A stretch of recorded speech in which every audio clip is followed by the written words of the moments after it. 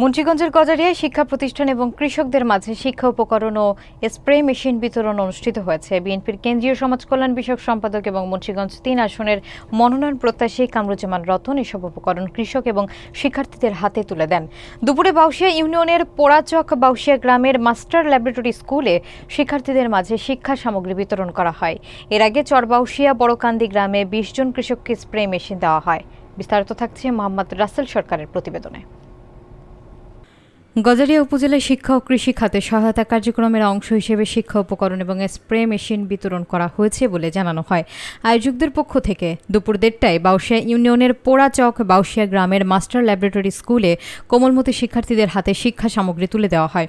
এর আগে বেলা ১২টার দিকে চর বাউশিয়া বড়কান্দি গ্রামে ইউনিয়নের ২০ জন কৃষকের কাছে কৃষি জমিতে কীটনাশক প্রয়োগের জন্য আধুনিক স্প্রে মেশিন হস্তান্তর করা হয়। এ সময় বক্তারা জানান, এসব উপকরণ শিক্ষার্থীদের পড়াশোনায় উৎসাহ যোগাবে এবং কৃষকদের উৎপাদন বৃদ্ধিতে সহায়তা করবে বলে তাদের বিশ্বাস।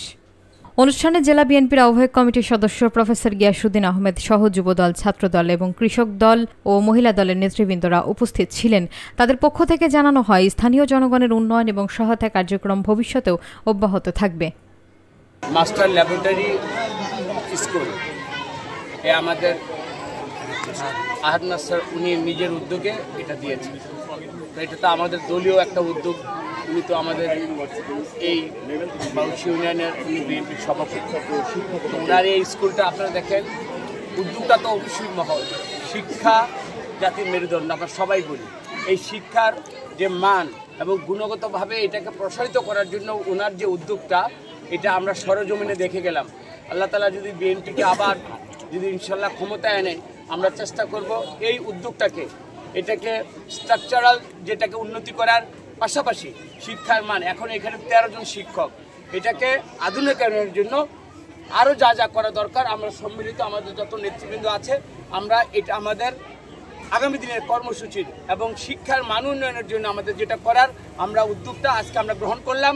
ইনশাল্লাহ আপনারা দোয়া করবেন, আমাদের যদি জাতীয়তাবাদী দল আগামী দিনের সরকারের মানুষের প্রত্যক্ষ ভোট যদি ক্ষমতায় আসে, আমাদের উন্নয়নের যে আমাদের চিন্তা চেতনা, এই শিক্ষায় এটার ইনশাল্লাহ ছোঁয়া লাগবে। এটাই হলো আজকে আমাদের উদ্যোগ। ত্রয়োদশ নির্বাচন যেটা আছে, সেখানে তো আমাদের সারা দেশেই গণতান্ত্রিক মানুষগুলো তো আমরা তো ভোটের দৌড়ে তো আমরা ট্রেনে তো আমরা যাত্রাই শুরু করেছি, সেখানে আমাদের থাকবে বা আমাদের চিন্তার মধ্যে শিক্ষা, আপনার যতগুলো পেশা আছে সেগুলো, শ্রমিক, জেলে, তাঁতি, সমস্ত পেশাগুলোর মানুষদের আমরা দৌড় করে আমরা পৌঁছবো।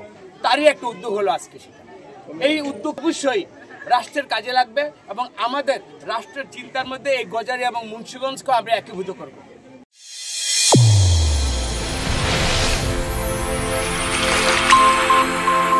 চ্যানেল A1 হৃদয়ের স্পন্দন।